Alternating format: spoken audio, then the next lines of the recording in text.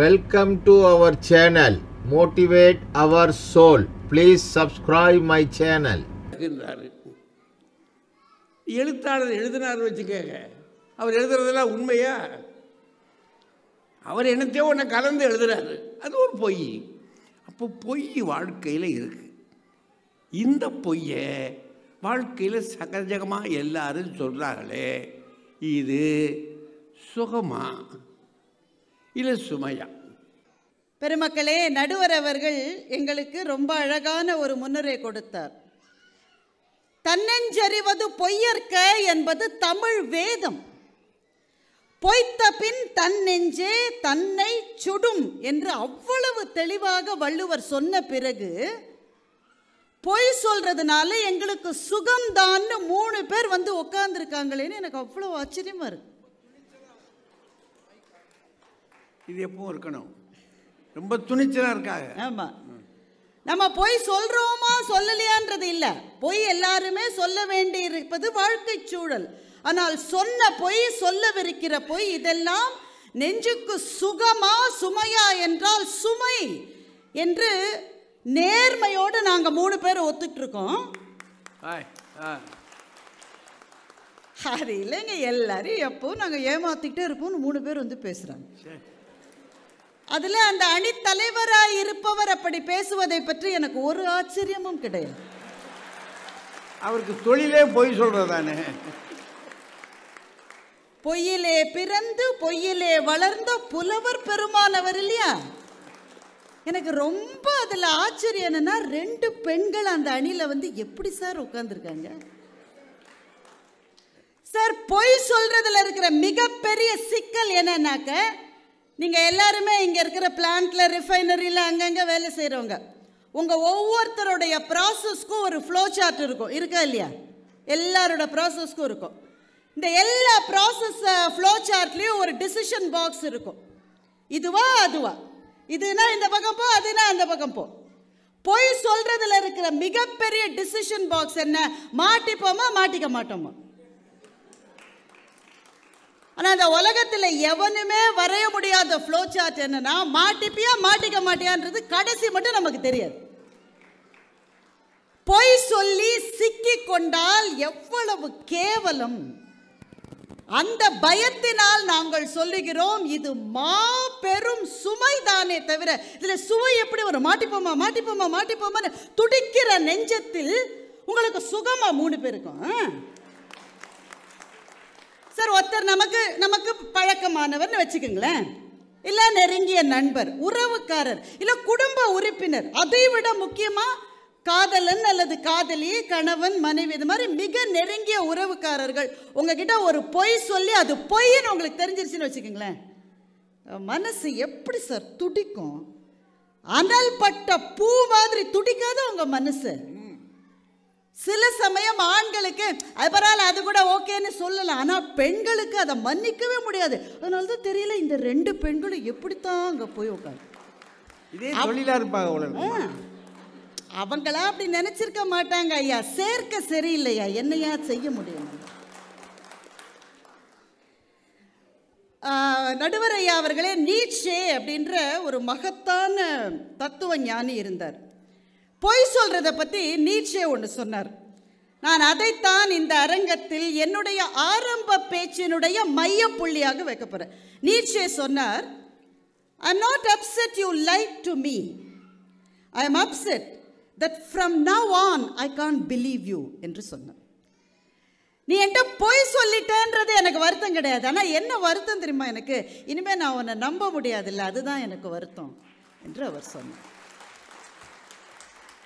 பொய் சொல்லுவது ஏன் சுமை என்றால் இதுதான்.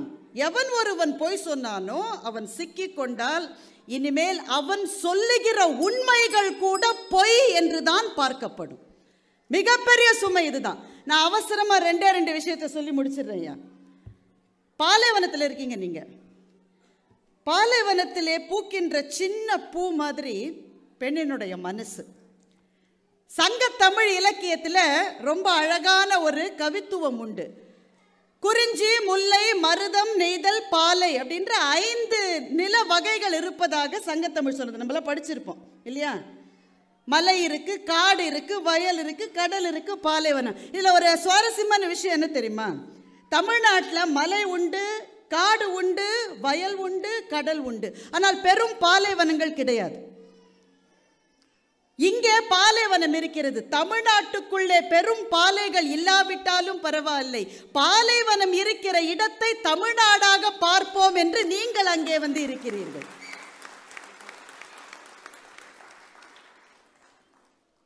பாலைவனத்தை பற்றி ஒரு தலைவி எழுதினாள். பிரிவு என்பது பாலைவனம் போல என்று அவள் எழுதினாள். ஆனால் பாலைவனத்திலே கூட பூக்கிற செடிக்கு இருக்கிற மனமும் அதனுடைய உறுதியும் ரொம்ப வித்தியாசமானது. இங்கே வந்து வாழ்கிற உங்களுடைய மனசும் அப்படிப்பட்ட மனசுதான். எனக்கு நிச்சயமாக தெரியும், இங்கே வந்து உறுதியோடு ஒருவரை ஒருவர் பற்றி கொண்டு வாழ்கிற நீங்கள் எதை வேண்டுமானாலும் செய்வீர்கள். ஆனால் உறவுகளுக்குள்ளே, நட்புக்குள்ளே பொய் சொல்லவே மாட்டீர்கள் என்று எனக்கு தெரியும். ஏன்னா சின்ன கம்யூனிட்டி, பெரிய கம்யூனிட்டியில் வாழற போது பொய் சொல்லிட்டு நீங்க எஸ்கேப் ஆயிடலாம். சின்ன கம்யூனிட்டியில் வாழற நீங்க பொய் சொன்னா அடுத்த நாள் அந்த பார்த்து ஆனு சார், நீங்க உடம்பு சரியில்லைன்னு சொல்லி ஆபீஸ்க்கு கூட லீவ் போட முடியாது. உங்க மேனேஜர் பக்கத்து பிளாட்ல தான் இருப்பாரு. இந்த சூழலில் வாழ்கிற உங்களுக்கு வேறு எங்கும் வாழ்கிற தமிழர்களை விட மிக நன்றாக தெரியும், பொய் சொல்லுவது என்பது தவிர்க்க முடியாததாக கூட இருக்கலாம். ஆனால் அதை சொல்லுகிற ஒவ்வொருவனுடைய மனமும் பாறாங்கல்லை போல, பாலைவனத்தினுடைய வெயிலை போல எப்போதும் பாரமாகத்தான் இருக்கும். எதிர்கட்சியிலே இருந்து வருவார்கள், அவர்களுக்கே உரிய நகைச்சுவையோடு நான் சொன்ன விஷயங்களை மறுப்பார்கள். நீங்கள் நன்றாக சிரியுங்கள், அவர்களுக்கு நன்றாக கைதட்டுங்கள். ஆனால் நம்ம ஊரில் பணம் வாங்கிக்கிட்டு கூட விரும்பின கட்சிக்கு ஓட்டு போடுற வேட்பாளர்கள், வாக்காளர்கள் மாதிரி உங்களுடைய மனமும் வாக்கும் எங்கள் அணிக்கு என்ற நம்பிக்கையோடு என்னுடைய முதல் சுற்று வாதத்தை முடிக்கிறேன். நன்றி.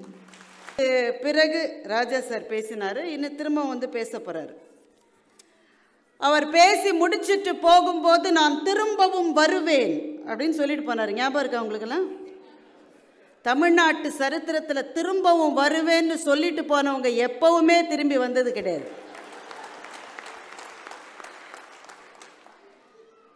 என்னுடைய நண்பர்கள் 2 பேர் இங்கே வந்திருக்காங்க, சுரேஷும் பரிமளமும் வந்திருக்காங்க. இவர் சொல்கிறாரு, என்னுடைய பேச்சுக்கு கை தட்டுறதுக்காக நான் எங்கே போனாலும் என்னுடைய ஃப்ரெண்ட்ஸை கூட்டிகிட்டு வருவேன். சார், இங்கே என்ன ஒரு 800 பேர் இருக்கீங்களா? 1000 பேர் இருக்கீங்க. இல்லை, 2 பேர் எனக்கு கை தட்டுறதே ஒருத்தருக்கு பொறுக்கலையே. சரி, என் கூட படித்த 2 நண்பர்கள் மாத்திரமா கை தட்டுகிறார்கள், எனக்கு கூட பிறக்காத 1000 சகோதரர்கள் கை தட்டுறாங்கல்ல. ஒரு மனுஷனுக்கு பொறாமை இருக்கலாம், ஒரு அளவுக்கு மேல இருக்கக்கூடாது. எனக்கு முன்னாலே பேசிய கீதா பிரபு ரொம்ப அருமையாக பேசினார். ஆனால் ஃபேக்சுவல் எரர்ஸ் இருந்தது அவங்களுடைய பேச்சில், அது சொல்லத்தானே வேணும். ராமானுஜரனுடைய குரு அவருக்கு இட்ட கட்டளை என்ன? இந்த மந்திரம் உனக்கானது, இந்த மந்திரத்தை நீ வெளியே சொன்னால் நீ நரகத்துக்கு போவாய். இது ஒன்றுதான் ராமானுஜரனுடைய குரு இட்ட கட்டளை. இப்போ இந்த மந்திரத்தை எனக்குள்ளேயே சொல்லி அதிலே மூழ்கி நான் சொர்க்கத்துக்கு போவதா, அல்லது நான் நரகத்துக்கு போனாலும் பரவாயில்லை, இது 1000 லட்சம் பேருக்கு போய் சேர்ந்து அவர்கள் அந்த பயனை அனுபவிக்கட்டுமா என்பதுதான் டிசிஷன் பாக்ஸ். அவர் ராஜா சார் கூட சொன்னார், அதெல்லாம் மறந்துட்டு தானே இங்கே வந்திருக்கீங்க, உங்களுக்கு என்ன சார், நீங்கள் ரிட்டையர் ஆகிட்டீங்க, எல்லாத்தையும் மறந்துடலாம் வேலையை. போதும் அதுக்கு சினிமாவில் வேற நடிக்கிறாரு. நயன்தாராக்கு அப்பா ரோல் வெயிட்டிங். இப்போ நீங்க எல்லாத்தையும் மறந்துட்டா இங்க வந்திருக்கீங்க. கொஞ்ச நேரம் அந்த நினைவை இந்த இடத்திலே வந்து நீங்கள் மறந்தார் போல இருக்கிறது. ஆனால் உண்மை அதுதான். நாளைக்கு அங்கதான் போயாகணும். நீங்க நாளைக்கு போய் உட்காந்து உங்க பிளான்ட்ல இருந்து ராஜா சார் சொன்னதை நினைச்சு கை தட்டிக்கிட்டு வந்து டிஸ்மிஸ் ஆயிடுவீங்க நீங்க. சார், வாழ்க்கையில் டிசிஷன் பாக்ஸ் எப்பவுமே உண்டு. ராமானுஜருக்கு அந்த டிசிஷன் பாக்ஸ் இருந்தது. அவருடைய குருவிடம் அவர் ஒரு நாளும் பொய் சொல்லவில்லை. மேடம், மேடையில் கூட அப்படி சொல்லிடாதீங்க. மகா பெரிய மகான்கள். பொய் என்பது அவர்களுடைய உடலிலும் உள்ளத்திலும் ஆன்மாவிலும் கூட கிடையாது. அவர் ஒரு முடிவு எடுத்தார். நான் நரகத்துக்கு போனாலும் பரவாயில்ல, இந்த 1000 லட்சம் கோடி ஜனங்கள் சொர்க்கத்துக்கு போக வேண்டும் என்று அவர் செய்த தியாகத்தை பொய்ன்னு ஒரு அணி சொல்றீங்க. இதெல்லாம் ஒரு கட்சி, இதுக்கு ஒரு தலைவர் வேற. உண்மையை எப்படி திரிக்கிறாங்க பாருங்க. அவ்வளோ அவங்க சொன்னதுல அவங்களே வந்து சொன்னாங்க, திருக்கோஷ்டியூர்ல தான் மிகப்பெரிய கூட்டணி அமைஞ்சது. 3 பிரம்மா விஷ்ணு சிவன் 3 பேர் ஒன்று. அந்த கூட்டணி முதலிலே அமைந்தது திருவண்ணாமலையில், மறந்துடாதீங்க. திருவண்ணாமலையில் சிவம் வானுக்கும் பூமிக்குமாய் வளர்ந்து நின்றது. திருவண்ணாமலை மலை இருக்கே, அதுவே சிவம் தான். அந்த மலை சிவமாய் வளர்ந்து நின்ற போது என்னுடைய அடியையும் முடியையும் உங்களால் காண முடியுமா என்று சிவம் சவால் விட்ட போது, நான் அடியை காண்கிறேன் என்று விஷ்ணு வராக ரூபத்தில் கீழே போனாரு. அடியை பார்க்க முடியவில்லை. வெளியே வந்து உண்மையை ஒத்துக்கொண்டால் என்னால் பார்க்க முடியவில்லை என்று. முடியை பார்ப்பதற்காக போன பிரம்மா மேலே மேலே மேலே போனார். முடியை பார்க்க முடியல. ஆனால் அந்த முடியிலிருந்து விழுந்த தாழம்பூவினுடைய பொய் சாட்சியை வைத்துக்கொண்டு நான் முடியை பார்த்து விட்டேன் என்று பிரம்மா பொய் சொன்னார். அன்பே உருவான சிவம் சாபமிட்டது, பொய் சொன்ன காரணத்தால் இனி உனக்கு கோவில்கள் கிடையாது என்று. 3 பேர் கூட்டணியை பத்தி நீங்க வந்து பேசுறீங்க. நல்லதுக்கு காலம் இல்லடா சாமி. அவங்க பேசும்போது அவங்க ரொம்ப ஜுடிஷியஸா பேசினாங்க. அதனால அவங்களே ஒத்துக்கிட்டாங்க. பொய் சொல்லுவதற்கு அறிவு கூர்மை, கற்பனை திறன், ஞாபக சக்தி, இந்த 3 இருக்கணும். நாங்கள் சத்தியம் பொய் சொல்றதுக்கு இந்த 3 பேருக்கும். மேடம், உங்களை மாதிரி புத்திசாலிகளுக்கும் உங்க அணித்தலைவர் மாதிரி சாலாக்கு காரர்களுக்கும் அது இருக்கும். எங்களை மாதிரி சாதாரண மனிதர்களுக்கு அதெல்லாம் இருக்காது மேடம். பொய் சொல்றவனுக்கு எவ்வளவு ஞாபக சக்தி வேணும் தெரியுமா? எல்லாருக்கும் அந்த ஞாபக சக்தி இருக்கா சார்? ஒண்ணுமே இல்லை சார். பொய்யனுடைய மிகப்பெரிய பிரச்சனை என்ன தெரியுமா? ஒரு பொய்யோடு அது நிற்கவே நிற்காது. அவங்க கீதா மேடம் பேசின போது சொன்னாங்க, பிளாக் லைஸ் தான் சொல்லக்கூடாது, ஒயிட் லைஸ் சொல்லலாம். இந்த பிளாக் லை ஒயிட் லை அப்படின்னு ஆங்கிலத்தில் நீங்க சொல்றீங்களே, தமிழில் அதற்கு நிகரான வார்த்தைகள் இருக்கா? தமிழ் அதை ஒத்துக்கவே இல்லை. பொய்னா கழுத பொய் தான். என்ன ஒயிட் என்ன பிளாக் என்ன மண்ணாங்கட்டு. இங்கிலீஷ்காரர் சொல்ற பொய்க்கு கலர் கலரா பெயிண்ட் அடிப்பான். இந்த பிளாக் எப்போ ஒயிட் ஆகும், ஒயிட் எப்போ பிளாக் ஆகும்னு எவனுக்குமே தெரியாது. அவங்க பேசும்போது சொன்னாங்க, நீங்க அதை சொல்லியிருக்க கூடாது. மகாகவி பாரதியே பொய் சொல்லியிருக்கிறார். பொய்யா? கற்பனை திறன் வேணும்னு சொன்னீங்களே, அது பொய்க்கு மாத்திரம் இல்லைம்மா, ஒரு தேசத்தை பற்றிய கனவை பொய்ன்னு எப்படிம்மா சொல்றீங்க? கனவுகள் எல்லாம் பொய்யா சார்? சரியான கனவுகளை நீங்கள் காணும் போது அவை நாளைய உண்மைகளாகும். இது கூட உங்களுக்கு தெரியாதா? பாரதி அடிமைப்பட்ட இந்தியாவிலே இருந்தான். இந்த அடிமைப்பட்ட இந்தியாவிலே இருந்த நிலையை நினைத்து நினைத்து புழுங்கி ஆடுவோமே, பள்ளு பாடுவோமே, ஆனந்த சுதந்திரம் அடைந்து விட்டோம் என்று அவன் கண்ட மாபெரும் கனவு தான் 1947 உண்மையாக மலர்ந்தது. அது முந்தி சொன்ன உண்மை, அது பொய் அல்ல. முந்தி சொன்ன உண்மை அது. நீங்க எல்லாருமே சொன்னீங்க பேசுற போது, கவிதைன்னா அதுல பொய் இருக்கணும். கவிதைக்கு பொய் அழகு. அந்த அம்மா பாடியே காமிச்சது. இந்த நடுவில் இருக்கிற அம்மா நம்ம நயனதாரா இல்லைன்னா த்ரிஷா, அந்த அம்மா இல்ல, அந்த அம்மா. கவிதைக்கு பொய் அழகுன்னு சொன்ன கவிஞர்களை பற்றி பாரதி பெருசா நினைக்கலைங்க. மகாகவி பாரதி சொன்னான், கவிதைக்கு கூட பொய் உதவாதுறான். உள்ளத்தில் உண்மை ஒளி உண்டாகின் வாக்கில் ஒளி உண்டாகும். இதுதான் பாரதி நமக்கு சொல்லிக் கொடுத்தது. கவிஞர்களினுடைய தேசிய கீதமா இது இருக்கணும். கவிதையில பொய் அலவுடுன்னு எப்போ ஒரு கவிஞனுக்கு நீங்க லைசன்ஸ் கொடுக்குறீங்களோ அவனுடைய வாழ்க்கையிலும் பொய் நுழைந்து விடும். மறந்துடாதீங்க. என்னென்னவோ சொல்றாங்க. அதுக்கப்புறம் எடிசனை பத்தி கீதா சொன்னாங்க. இது பிரச்சனைங்க. என்னென்னா, வாட்ஸ்அப்பில் வரதெல்லாம் பார்த்துட்டு நம்ம உடனே அந்த மேடையெல்லாம் சொல்லக்கூடாது. கண்டதெல்லாம் அனுப்புகிறான் வாட்ஸ்அப்பில். ஒருத்தர் அனுப்பிச்சிருக்காரு, அந்த விண்கலம் நிலவுக்கு போச்சான். அதுலேருந்து ஆம்ஸ்ட்ராங்கும் இறங்கணும்னு பார்த்தாராம், ஆல்ட்ரினும் இறங்கணும்னு பார்த்தாராம். ஆனால் ஆல்ட்ரின் ஒரு நிமிஷம் யோசிச்சாராம், அதுக்குள்ளே ஆம்ஸ்ட்ராங் இறங்கிட்டாராம். வாழ்க்கையில் நீங்கள் யோசிக்காமலே எல்லா இடத்துலையும் கால் வைங்கன்னு வாட்ஸ்அப்பில் வந்ததுன்னு அவன் மேடையில் சொல்லிட்டு திரியிறான். இதுன்னு ஷேர் ஆட்டோவா நினச்சவெல்லாம் குதிக்கிறதுக்கு? சரி, எவன் முதல்ல இறங்கணும்னு திட்டம் இல்லாமல் ஒரு விண்கலம் போயிருக்கும். கீதா மேடம் எடிசனுடைய வாழ்க்கையை படித்து பாருங்க. Edison was a slow learner. அவரால் வேகமாக பாடங்களை கற்றுக்கொள்ள முடியவில்லை என்ற காரணத்தினால் அவரும் அவர் அம்மாவும் முடிவு செய்து வீட்டிலேருந்து அவங்க பாடங்களை படித்தார்கள் என்பதுதான் உண்மையை தவிர, பள்ளிக்கூடத்துலேருந்து ஒரு லெட்ரு வந்தது, அது அவங்க அம்மா மறைச்சாங்க. இதுதான் முழு பொய். வரலாறுகளை உங்கள் வசதிக்காக நீங்கள் திரித்து விடாதீர்கள். எடிசனுடைய அப்ரூவ்ட் ஆட்டோபயோகிராஃபி இருக்குது, அதை படித்து பாருங்கள். அதில் இந்த கடிதத்தை பற்றி எந்த மென்ஷனும் இல்லை. இப்போ பொய் சொல்கிறவங்க எப்படி எப்படிலாம் உங்களை ஏமாத்துறாங்கன்னு பாருங்கள். நீங்கள் பொய்யனுடைய பிரச்சனை இதுதான். எவ்வளோ குழந்தைகள் இங்கே கேட்டுக்கிட்டு இருக்கீங்க. இவங்க சொன்ன உடனே அதை உண்மைன்னு நம்பி நாளைக்கு அது ஸ்கூலில் போய் சேரும். ஒரு வாழ்க்கை வரலாற்றையும் நீங்கள் மாற்றிடுறீங்களே. பொய் குட்டி போட்டு கொண்டே இருக்கும், உண்மை தனியாக பிரகாசமாக பிரம்மாண்டமாக நிற்கும். மறந்துடாதீங்க. என்னவோ சொல்லியிருக்காங்க, பிளாசிபோ எஃபெக்ட், அந்த எஃபெக்ட், இந்த எஃபெக்ட். அல்ல, பொய் இல்லைம்மா, நம்பிக்கை தருகிற வார்த்தைகள். நீங்கள் நல்லா ஆயிடுவீங்கன்னு சொன்னால் அது பொய்யாது. மனுஷன் நாளைக்கு நிஜமாவே நல்லா ஆயிட்டேன்னா அது உண்மையாக தானம்மா இருக்கும். அது அவங்களுக்கு முன்னாடி அந்த அம்மா பேசிச்சு. இருங்க, அந்த பேஜை இருங்க கொஞ்சம். அவங்க மேடம் பேசினாங்க, மைத்திலி மேடம். நானும் ஒரு 15 வருஷமாக பட்டிமன்றத்தில் பேசிகிட்ருக்கேன் சார். நாங்கள் நிறைய ராஜா சாரை வாருவோம். அவர் நல்ல சந்தோஷமாக சிரிச்சுக்கிட்டே அதை எடுத்துப்பார். ஆனால் சொந்த அணி சூன்யம் வைக்கிறத இது மட்டும் நான் பார்த்ததே இல்லைங்க.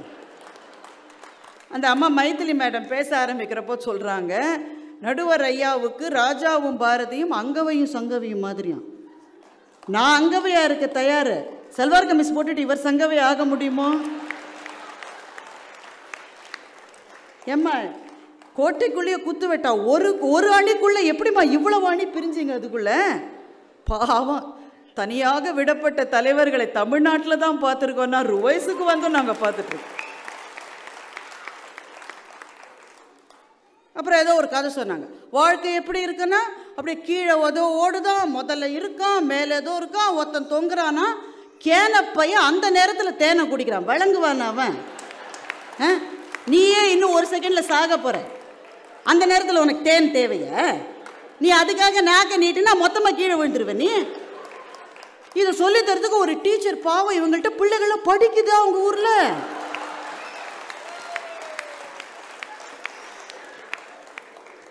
பிள்ளைங்க ஏன் ப்ரோக்ராம் ஆரம்பிச்சதுலேருந்து இவ்வளவு சத்தம் போடுறதுன்னு இப்போ தான் எனக்கு புரியுது. நல்லா அம்மா சொல்கிறாங்க. அப்புறம் இவங்க கேட்குறாங்க, ஒரு உயிர் காப்பாற்றப்படும் என்றால் பாரதி மேடம் நீங்கள் போய் சொல்ல மாட்டீங்களா? சொல்லுவேன், கண்டிப்பாக சொல்லுவேன். இப்போ இது மட்டும் வாழ்க்கையில் நீங்கள் எவ்வளோ போய் சொல்லியிருப்பீங்க மைத்திலி? ஒரு 1000 போய் சொல்லியிருப்பீங்களா? அப்போ 1000 உயிரை நீங்கள் காப்பாற்றிருக்கீங்களா? எனக்கு லிஸ்ட்டு கொடுங்க, நான் வெரிஃபை பண்ணுறேன்.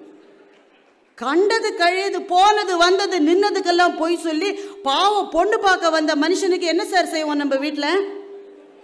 நம்ம ஊரில் எப்போ ஒரே டிஃபன் தானே, கேசரி பஜ்ஜி.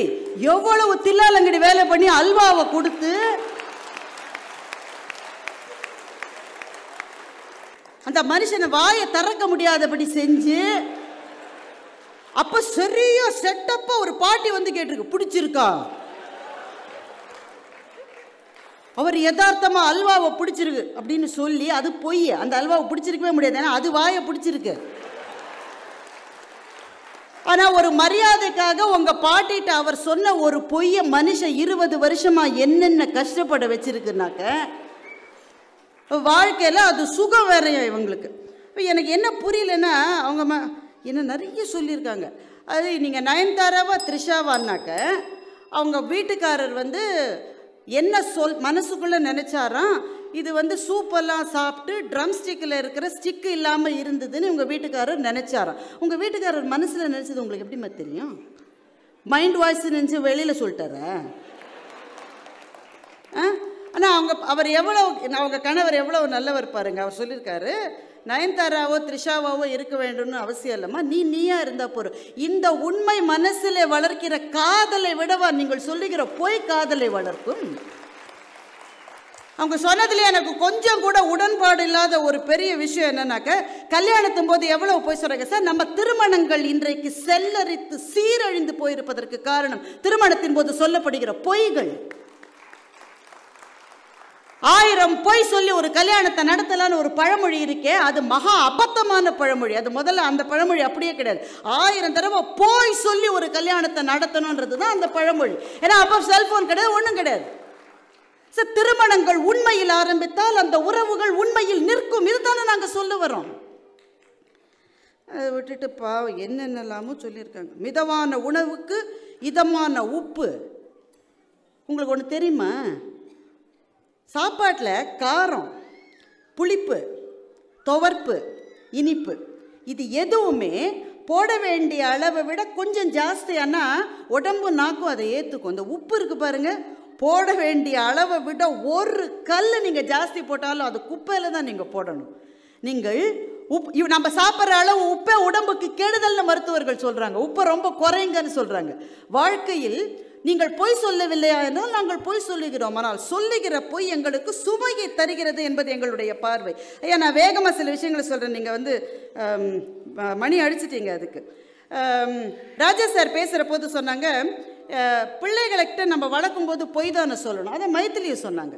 பிள்ளை வளர்ப்பிலே பொய் தேவையாக இருக்கிறது என்று சொன்னார்கள். எனக்கு அது புரியலைங்க. ஏன் பிள்ளைகள்கிட்ட பொய் சொல்லணும்?